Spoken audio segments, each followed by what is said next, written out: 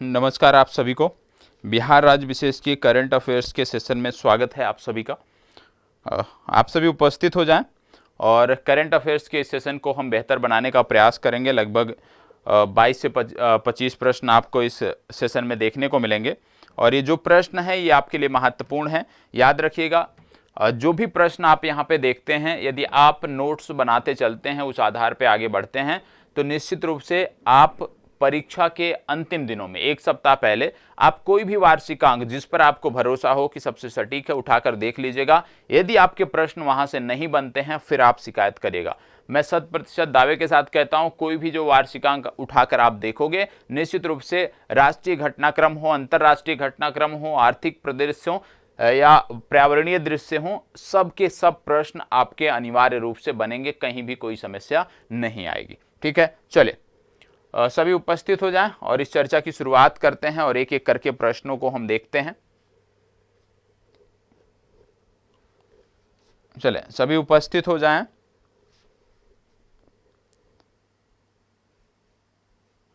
आप सभी उपस्थित हो जाएं, जिसके बाद इस चर्चा को हम आगे बढ़ाते हैं और चीज़ों को विधिवत तरीके से हमें देखना है। बार बार कह रहा हूं, नोट्स बनाते हुए हमें चलना है, क्योंकि यदि हम नोट्स नहीं बनाएंगे तो चीज़ें हम पता नहीं चलेगा हमने क्या पढ़ लिया है, क्या नहीं पढ़ा है। इसलिए ज़रूरी है कि नोट्स बनाते चलें।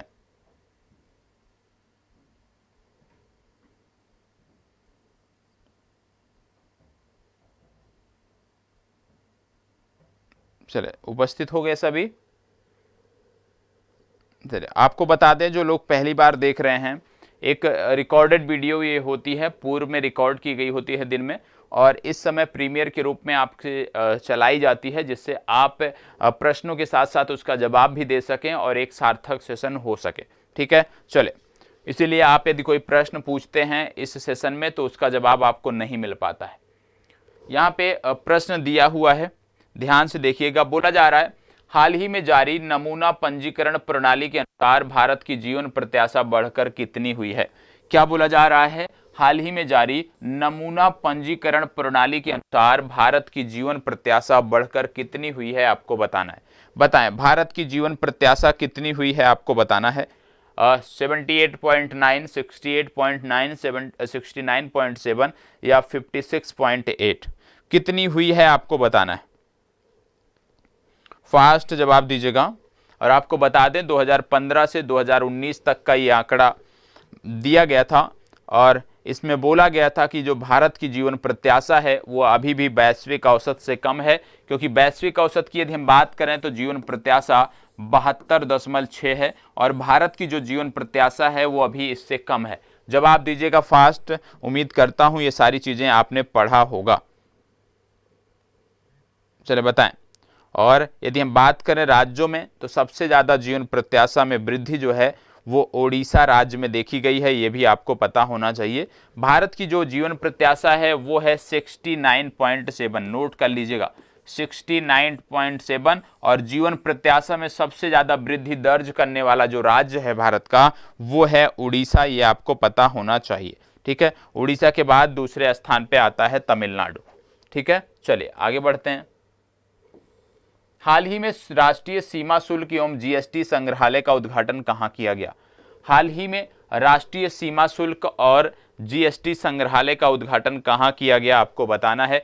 कई बार इस प्रश्न की चर्चा हुई है, लेकिन एक बार फिर से आपके सामने यह प्रश्न है, बताएं। राष्ट्रीय सीमा शुल्क एवं जीएसटी संग्रहालय का उद्घाटन कहां किया गया? गुजरात, छत्तीसगढ़, गोवा, मध्य प्रदेश। आपको पता होगा, अमृत महोत्सव के भाग के रूप में केंद्रीय वित्त मंत्री निर्मला सीतारमण ने इसकी आधारशिला रखी थी। और जब बात आती है निर्मला सीतारमण की, तो आपको पता होना चाहिए कि इसका उद्घाटन कहां किया गया।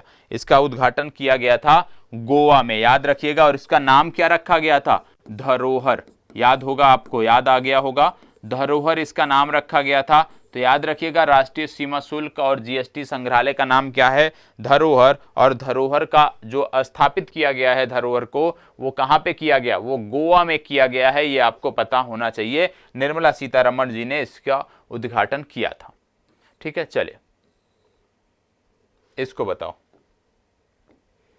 हाल ही में भारतीय राष्ट्रीय राजमार्ग प्राधिकरण ने महाराष्ट्र के अमरावती और अकोला जिले के बीच राष्ट्रीय राजमार्ग पर कितने किलोमीटर लंबी सड़क बनाकर वर्ल्ड रिकॉर्ड बनाया है? आपने सबने पढ़ा होगा, गिनीज वर्ल्ड रिकॉर्ड्स बना है, ठीक है, नितिन गडकरी के मंत्रालय द्वारा।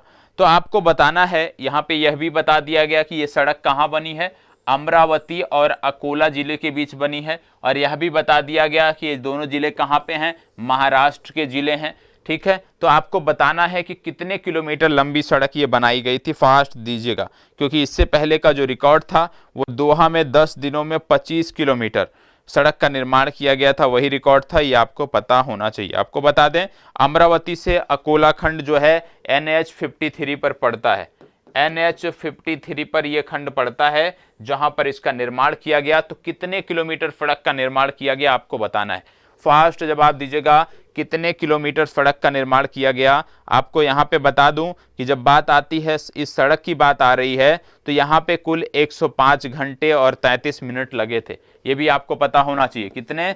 105 घंटे और 33 मिनट में ये रिकॉर्ड बनाया गया है। और ये रिकॉर्ड कितने किलोमीटर सड़क को बनाकर किया गया है? 75 किलोमीटर लंबी सड़क बनाई गई है। कहां पर? NH 53 में। किस राज्य में? महाराष्ट्र में। किन जिलों में? आपको पता होना चाहिए, अमरावती और अकोला जिलों में, ठीक है। चलिए आगे बढ़ते हैं। हाल ही में अयोध्या ने WHO global centre for traditional medicine का उद्घाटन कहां किया? हाल ही में प्रधानमंत्री ने WHO global centre for traditional medicine का उद्घाटन कहां किया आपको बताना है। फास्ट जवाब दीजिएगा। आपको बता दें, सभी के सभी प्रश्न महत्वपूर्ण हैं। बताइए, 19 अप्रैल 2022 की ये घटना है, ठीक है। और उस दौरान मॉरिशस के प्रधानमंत्री प्रवीण जगन्नाथ जो है वो भारत आए थे, और WHO के जो महानिर्देशक थे टेड्रोस ग्रेबियस वो भी मौजूद थे, और इसी अवसर पर भारतीय प्रधानमंत्री ने इसकी शुरुआत की थी। तो किस राज्य में ये शुरुआत की गई थी आपको बताना है? गुजरात, महाराष्ट्र, उत्तर प्रदेश, छत्तीसगढ़। फास्ट जवाब दीजिएगा। इसके बारे में भी, इस प्रश्न को भी कई बार आपसे पूछा है मैंने, लेकिन भाषा चेंज थी। तो आपको बता दें, ये किया गया है गुजरात में। गुजरात में कहाँ पे? गुजरात में स्थान पड़ता है जामनगर। तो गुजरात के जामनगर में ये किया गया है उद्घाटन, ये आपको पता होना चाहिए, ठीक है। चलिए आगे बढ़ते हैं। किस शहर में प्रसिद्ध राष्ट्रीय खेल संग्रहालय है जहां लोगों को भारतीय रेल की विरासत देखने का मौका मिल रहा है? प्रधानमंत्री नरेंद्र मोदी ने अपने मन की बात कार्यक्रम में ये प्रश्न पूछा था, ठीक है। ये प्रश्न खुद प्रधानमंत्री जी ने पूछा था, तो ये आपके लिए महत्वपूर्ण है, बताएं। आपको बता दें, इसकी स्थापना वर्ष 1997 में हुई थी, ठीक है। कहां पर हुई थी ये आपको बताना है। और ये जो संग्रहालय है ये भारतीय रेल की 163 वर्ष पुरानी जो विरासत है उसको संभाल कर रखा है, उस विरासत को प्रदर्शित करता है। तो ये संग्रहालय कहां पर आपको देखने को मिलता है ये आपको बताना है। फास्ट जवाब दीजिएगा। और ये महत्वपूर्ण प्रश्न है क्योंकि भारतीय प्रधानमंत्री ने खुद इसके बारे में मन की बात कार्यक्रम में पूछा था। जवाब दीजिएगा। देखो, ये कहां पे देखने को मिलता है? ये दिल्ली में देखने को मिलता है, और नई दिल्ली के चाणक्यपुरी में देखने को मिलता है। नई दिल्ली के चाणक्यपुरी में देखने को मिलता है, ये आपको पता होना चाहिए। ये प्रश्न महत्वपूर्ण है क्योंकि भारतीय प्रधानमंत्री ने स्वयं इसके बारे में बातचीत की थी, ठीक है। चलिए आगे बढ़ते हैं। भारत का एकमात्र पतंग संग्रहालय कहाँ स्थित है? इसके बारे में भी प्रधानमंत्री ने उसी मन की बात कार्यक्रम में पूछा था। बताएं, भारत का एकमात्र पतंग संग्रहालय कहाँ स्थित है? फास्ट जवाब दीजिएगा। भारत का एकमात्र पतंग संग्रहालय कहाँ स्थित है?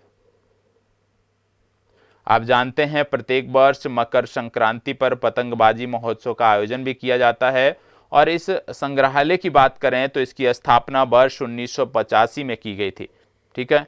चले बताएं कहां पर है ये आपको बताना है। फास्ट जवाब दीजिएगा। कहां पर देखने को मिलता है, किस राज्य में? देखो, ये आपको देखने को मिलता है गुजरात राज्य में। गुजरात के अहमदाबाद शहर में आपको देखने को मिलता है। पालड़ी नामक एक स्थान है, क्षेत्र है, जहां पर यह देखने को मिलता है। तो आप गुजरात भी यदि आप याद रखते हैं तो आपको कोई समस्या नहीं होगी, ये आपको पता होना चाहिए। ठीक है, गुजरात याद रखिए या अहमदाबाद का पालड़ी क्षेत्र याद रखिए, ये आपको पता होना चाहिए। अहमदाबाद के पालड़ी, जो नोट कर रहे हैं नोट कर लेंगे, पालड़ी क्षेत्र में यह संग्रहालय है और भारत का एकमात्र पतंग संग्रहालय है। ठीक है, चलिए आगे बढ़ते हैं। ऊर्जा एवं जलवायु सूचकांक 2022 में शीर्ष रैंकिंग वाले बड़े राज्य कौन से हैं? क्या बोला जा रहा है? ऊर्जा एवं जलवायु सूचकांक 2022 में शीर्ष रैंकिंग वाले बड़े राज्य कौन से हैं? आप जानते हैं ज्यादातर जो रैंकिंग आती है हमारी वो कई भागों में विभक्त होती है। जैसे बड़े राज्य कौन से हैं, छोटे राज्यों की क्या स्थिति है, पर्वतीय राज्यों की क्या स्थिति है। तो यहाँ पे बड़े राज्यों के बारे में आपसे पूछा गया है। जवाब दीजिए, फास्ट जवाब दीजिएगा। शीर्ष रैंकिंग वाले बड़े राज्य कौन से हैं?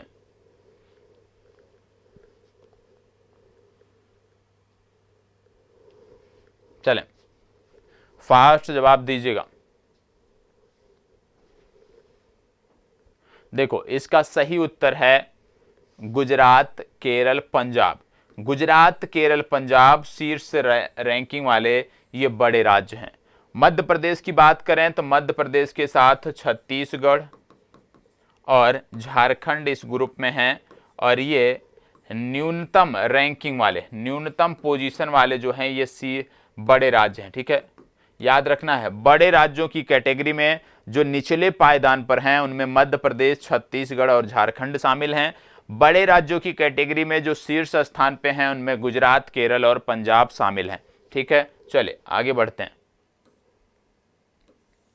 इसको बताइए, निम्नलिखित में से राष्ट्रीय बहुआयामी गरीबी सूचकांक 2021 में निम्नलिखित में से कौन सा राज्य सबसे गरीब राज्य की सूची में शामिल है? इनमें से कौन सा राज्य है जो सबसे गरीब राज्य की सूची में शामिल है, आपको बताना है। फास्ट जवाब दीजिएगा, इनमें से कौन सा राज्य है जो गरीब राज्य की सूची में शामिल है? फास्ट जवाब दीजिएगा।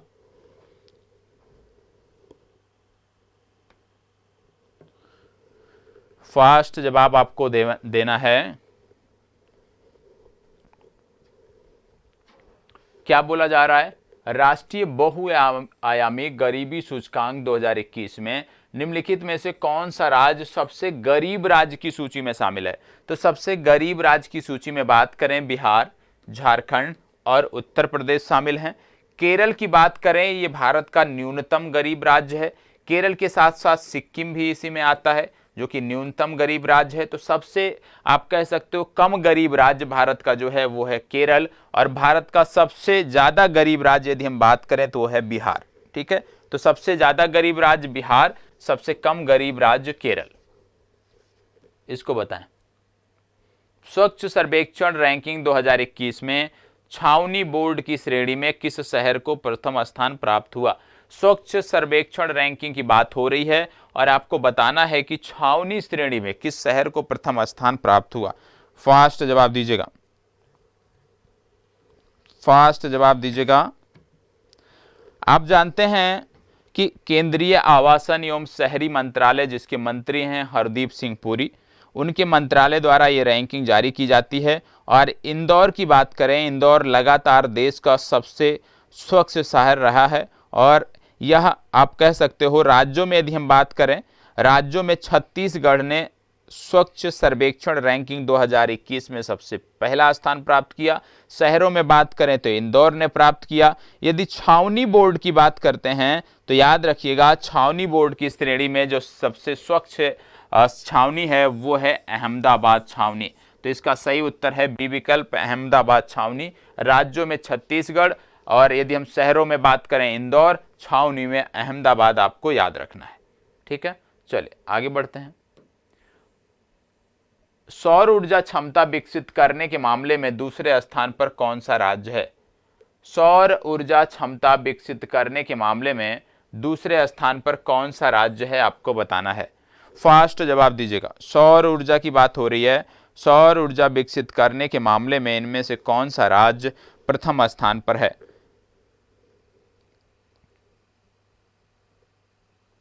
जवाब दीजिएगा।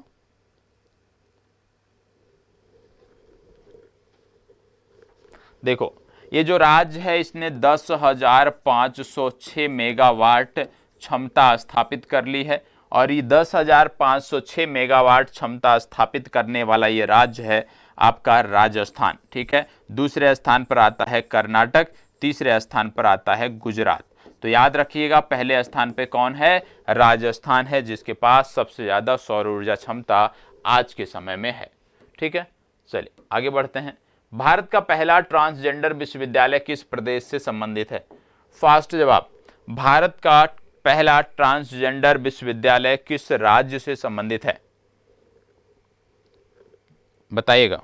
और आपको बता दें, इस विद्यालय में कक्षा 1 से लेकर परास्नातक तक की जो शिक्षा है वो दी जाएगी, ये आपको पता होना चाहिए। और यहाँ पे शोध कार्य की भी सुविधा उपलब्ध होगी, यह भी जानकारी आपको होनी चाहिए। तो देश का पहला ट्रांसजेंडर विश्वविद्यालय जो है वो उत्तर प्रदेश में बन रहा है, उत्तर प्रदेश के कुशीनगर में बन रहा है। ठीक है, उत्तर प्रदेश के कुशीनगर में बन रहा है, ये आपको पता होना चाहिए। ठीक है, चलिए आगे बढ़ते हैं। इसको बताओ, बिम्स्टेक शिखर सम्मेलन 2022 का आयोजन किस देश में किया गया?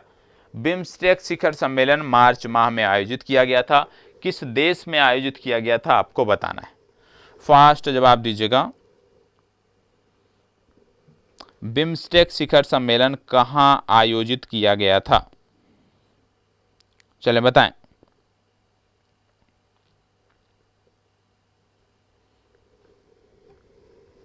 फास्ट जवाब दीजिएगा। देखो, बिम्स्टेक शिखर सम्मेलन की बात हो रही है, आपको बता दें बिम्स्टेक शिखर सम्मेलन मार्च माह में श्रीलंका में आयोजित किया गया था।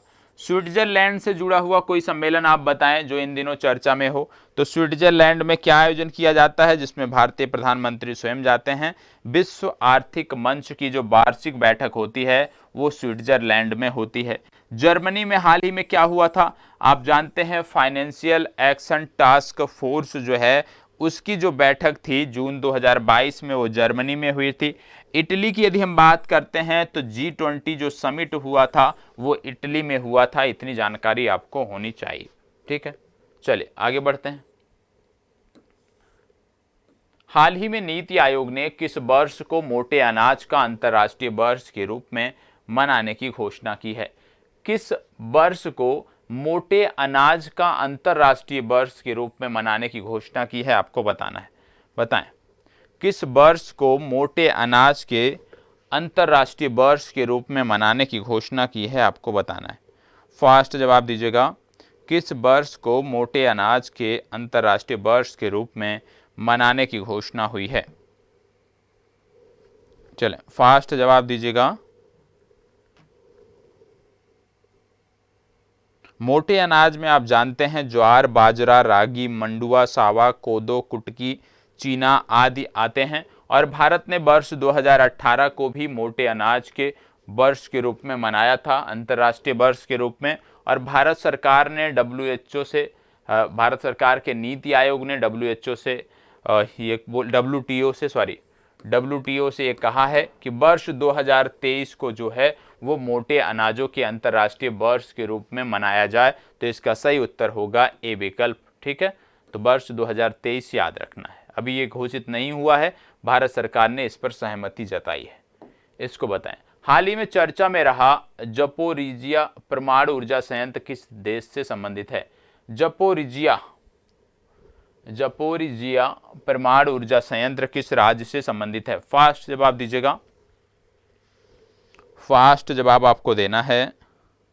ये किस देश से संबंधित है आपको बताना है। और आपको बता दें कि जितना भी इस राज्य में इसकी NPP द्वारा जो विद्युत उत्पादित की जाती है उसका 40% जो विद्युत का उत्पादन है वो यहीं से होता है, जपोरिजिया परमाणु संयंत्र से। और इस जपोरिजिया परमाणु संयंत्र किस देश से है आपको बताना है। फास्ट जवाब दीजिएगा। देखो, ये कहां से संदर्भित है तो याद रखना है ये संबंधित है यूक्रेन से। किससे संबंधित है? यूक्रेन से संबंधित है। और यूक्रेन की न्यूक्लियर पावर प्लांट द्वारा जो ऊर्जा उत्पादित की जाती है उसका 40% जो है सिर्फ और सिर्फ जपोरिजिया परमाणु संयंत्र से उत्पादित की जाती है। ठीक है, चलिए आगे बढ़ते हैं। हाल ही में चर्चा में रहा ऑपरेशन वंदे भारत मिशन का संबंध किससे है? वंदे भारत मिशन का संबंध किससे है आपको बताना है। चलो बताइएगा, वंदे भारत मिशन का संबंध किससे है? फास्ट जवाब दीजिए, वंदे भारत मिशन का संबंध किससे है? आप जानते हैं भारत सरकार द्वारा कुछ प्रमुख अभियान चलाए गए थे और ये जो अभियान थे विशेष रूप से निकासी अभियान थे, ये आपको पता होना चाहिए। और इसमें सबसे पहले ऑपरेशन देवी शक्ति 2021 में चलाया गया था, जब ऑपरेशन देवी शक्ति के माध्यम से अफगानिस्तान में फंसे हुए भारतीयों को वापस लाया गया था भारत में, ये आपको पता होना चाहिए। ठीक है, इसके बाद वंदे भारत मिशन विशेष रूप से कोरोना वायरस के दौरान जब वैश्विक यात्राएं प्रतिबंधित हो गई थी, ऐसे समय में विश्व के कोनों से भारतीयों को वापस लाने के लिए वंदे भारत मिशन शुरू किया गया था, ये आपको पता होना चाहिए। और तीसरा आपको पता होगा ऑपरेशन समुद्र सेतु। ऑपरेशन समुद्र सेतु जो है वो भारतीय नागरिकों को विदेशों से अपने घर लाने के लिए किया गया था। विशेष रूप से एक नौसैनिक अभियान था, ठीक है, जो तटीय देश हैं उन देशों के लिए चलाया गया था, यह आपको पता होना चाहिए। और ऑपरेशन मैत्री आपको पता होना चाहिए 2015 में। और ऑपरेशन मैत्री 2015 में जब नेपाल में भूकंप आया था तो उस दौरान आपदा सहायता के लिए यह मिशन चलाया गया था। तो ये 4 मिशनों को आपको याद रखना है। तो इसका सही उत्तर हो जाएगा ऑपरेशन वंदे भारत की जब बात करते हैं विदेशों में फंसे भारतीयों को वापस लाने हेतु। तो कोविड में जो विदेश में भारतीय फंसे थे उनको वापस लाने के लिए ये मिशन चलाया गया था। हाल ही में चर्चा में रहा भाषण 4 आइलैंड किस देश से संबंधित है? जो पुराने छात्र होंगे आप जानते होंगे कि लगातार इसके बारे में मैं बात करता रहा हूं, लगातार इसके बारे में चर्चा होती रही है। तो आपको बताना है कि ये किस देश से संबंधित है। 4 विकल्प आपके सामने हैं और इन 4 विकल्पों से आपको जवाब देना है। बांग्लादेश, ग्रीनलैंड, स्वीडन या अमेरिका। भाषण 4 द्वीप आपको याद होगा, जब भी बात आती है बांग्लादेश की, मैं आपको कुछ फैक्ट बताता हूं। जैसे मोंगला पोर्ट के बारे में अक्सर बताता हूं, ठीक है, चटगांव बंदरगाह के बारे में अक्सर बताता हूं, रोहिंग्या के बारे में मैं आपको अक्सर बताता हूं कि रोहिंग्या की जो सबसे ज्यादा आबादी है वो कॉक्स बाजार एरिया में रह रही है, रट गया होगा आपको। और मैंने आपको बताया था कि कॉक्स बाजार से अब रोहिंग्या को शिफ्ट किया जा रहा है भाषण 4 द्वीप पर, ठीक है, क्योंकि बांग्लादेश सरकार चाहती है कि जो रोहिंग्या हैं वो एक सीमित क्षेत्र में रहें, पूरा बांग्लादेश में ना फैलें। इसके लिए इन सभी को भाषण 4 द्वीप में शिफ्ट किया जा रहा है और इसी के कारण ये द्वीप चर्चा में है। तो भाषण 4 द्वीप का संबंध है बांग्लादेश से। ठीक है, चलिए आगे बढ़ते हैं। अगला आपका आता है, निम्नलिखित में से कौन सी कंपनी बाजार पूंजीकरण के मामले में विश्व की सबसे मूल्यवान कंपनी बन गई है? और इस कंपनी की यदि हम बात करें तो बहुत ही महत्वपूर्ण कंपनी है और यह आपकी परीक्षा में पूछा जा सकता है। बताएं, फास्ट जवाब दीजिएगा। 29 अक्टूबर 2021 की यह घटना है और जब 29 अक्टूबर 2021 को बाजार बंद हुआ तो उस दौरान जो ये कंपनी थी इसने एप्पल इंक को पीछे छोड़कर बाजार पूंजीकरण के मामले में सबसे बड़ी कंपनी बन गई थी। और बात हो रही थी किसकी? माइक्रोसॉफ्ट की। ठीक है, चलिए इसको बताएं। बालिका पंचायत पहल प्रारंभ करने वाला भारत का पहला राज्य कौन सा है? फास्ट जवाब, बालिका पंचायत पहल प्रारंभ करने वाला भारत का राज्य कौन सा है? बताएं। आप जानते हैं इसका उद्देश्य है लड़कियों के सामाजिक राजनयिक विकास को बढ़ावा देना। और ये जो पहल है ये शुरू कहाँ की गई है ये आपको बताना है। कई बार बालिका पंचायत की बात हो चुकी। यदि आपको यकीन नहीं हो तो आपको अपने नोट्स पलट कर देख लेना है, आपको जवाब मिल जाएगा। बताएं, बालिका पंचायत की बात हो रही है तो इसका संबंध कहां से है? देखो, बालिका पंचायत की बात हो रही है तो आपको बता दें इसका संबंध है गुजरात से। ठीक है, चलिए आगे बढ़ते हैं। जल मेट्रो परियोजना वाला भारत का पहला शहर कौन सा है? जल मेट्रो परियोजना वाला भारत का पहला शहर कौन सा है? बताएं। जल मेट्रो परियोजना वाला भारत का पहला शहर कौन सा है?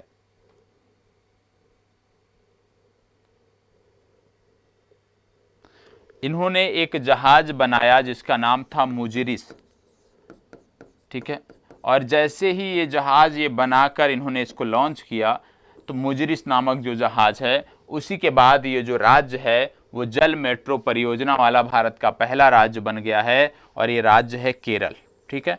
तो केरल राज्य सरकार ने मुजिरिस नामक एक जहाज लॉन्च किया है, और इस मुजिरिस नामक जो नौका है यदि हम उसकी बात करें तो इसको बनाया किसने है, इसको बनाया है कोचीन शिपयार्ड ने, ठीक है। तो मुजिरिस नामक जो नौका है इसको बनाया है कोचीन शिपयार्ड ने, ठीक है। एक नौका नहीं है, मतलब कई सारी नौकाएं हैं, कोचीन शिपयार्ड द्वारा निर्मित हैं। और जब इसको लॉन्च किया केरल सरकार ने तो उसी के साथ जल, आप कह सकते हो जल मेट्रो परियोजना वाला यह भारत का पहला राज्य बन गया है, ठीक है। चलिए आगे बढ़ते हैं। हाल ही में चर्चा में रही रतले पनबिजली परियोजना का संबंध किस राज्य केंद्र शासित प्रदेश से है? रतले जल विद्युत परियोजना की बात हो रही है। आप जानते हैं जल विद्युत परियोजनाओं से संबंधित प्रश्न कई बार आपसे पूछे जाते हैं। जैसे आपने देखा होगा क्वार जल विद्युत परियोजना, आपने पढ़ा होगा कीरू जल विद्युत परियोजना, ठीक है। इसके साथ साथ भारत तिब्बत के संदर्भ में, भारत भूटान के संदर्भ में आपने पढ़ा होगा। फिर आपने पढ़ा होगा दुलहस्ती, दुलहस्ती सबने पढ़ा होगा निश्चित रूप से, दुलहस्ती। फिर आपने सलाल बांध पढ़ा होगा। तो ये कई सारी परियोजनाएं हैं जो आपको पता होना चाहिए। दुलहस्ती हो गया, सलाल हो गया, इसके बाद पाकल भी आता है, पाकल दूल, ठीक है। अब ये सभी की सभी जल विद्युत परियोजनाएं आपको पता होना चाहिए। क्वार की यदि मैं बात करूं, क्वार जल विद्युत परियोजना की, तो यह चिनाब नदी पर निर्माणाधीन है, याद होना चाहिए। क्वार कहाँ पे है? चिनाब पर है और जम्मू कश्मीर से संदर्भित है। कीरू की यदि हम बात करें, कीरू जल विद्युत परियोजना की, तो कीरू जल विद्युत परियोजना याद रखना है, यह भी चिनाब नदी पर है, किश्तवाड़ में है, ठीक है। ये भी चिनाब पर है, चिनाब पर ये भी है। इसके बाद दुलहस्ती आता है। दुलहस्ती बात आपने भूगोल में भी पढ़ा होगा, ठीक है। भूगोल के संदर्भ में भी दुलहस्ती की बात आती है। और आपको बता दें ये run of the river project है, और run of the river project ये किस नदी पर है? ये चिनाब नदी पर है, ठीक है। इसके बाद सलाल बांध, सलाल बांध विवादित था, आपने सुना होगा। सलाल बांध जो है यदि मैं बात करूं तो यह चिनाब नदी पर है, ये आपको पता होना चाहिए। एक रियासी जिला आता है वहां पर यह भी देखने को मिलता है, चिनाब पर है, ठीक है। फिर पाकल दूल की बात करते हैं तो पाकल दूल का संदर्भ भी जो है वो संबंधित है जम्मू कश्मीर से, और यह भी चिनाब नदी पर है, ठीक है। तो कहने का मतलब है जम्मू कश्मीर से यदि पूछ लिया जाए ज्यादातर जल विद्युत परियोजनाएं किस नदी पर हैं, कोई भी पूछ लिया जाए तो आपको कुछ भी नहीं पता है, तो यदि आप चिनाब टिक करोगे तो आपका सही उत्तर होगा। दूसरी बात, जब बात आती है जल विद्युत परियोजनाओं की, तो ज्यादातर जो जल विद्युत परियोजनाएं हैं भारत में या तो जम्मू कश्मीर में हैं या तो अरुणाचल प्रदेश में हैं, बाकी और कहीं भी आपको जल विद्युत परियोजनाएं प्रमुख रूप से देखने को ऐसे नहीं मिलती हैं जो बॉर्डर वाले इलाके में हैं। हालांकि उत्तराखंड में भी हैं, वो अलग बात है। बॉर्डर वाले जो इलाके में हैं वो जम्मू कश्मीर प्रमुख है, और ये सारे के सारे हैं, और अक्सर ये विवाद का विषय रहते हैं भारत पाकिस्तान संबंधों में, इसलिए इनके बारे में प्रश्न बनता है और अनिवार्य रूप से पूछा जाता है। तो क्वार जल विद्युत परियोजना जम्मू कश्मीर, कीरू जम्मू कश्मीर, दुलहस्ती जम्मू कश्मीर, सलाल जम्मू कश्मीर, पाकल जम्मू कश्मीर, और यहाँ पे किसकी बात हो रही है? रतले पनबिजली परियोजना की बात हो रही है। और रतले पनबिजली परियोजना जो है ये भी चिनाब नदी पर है। कहां पर है? किश्तवाड़ में है, ठीक है।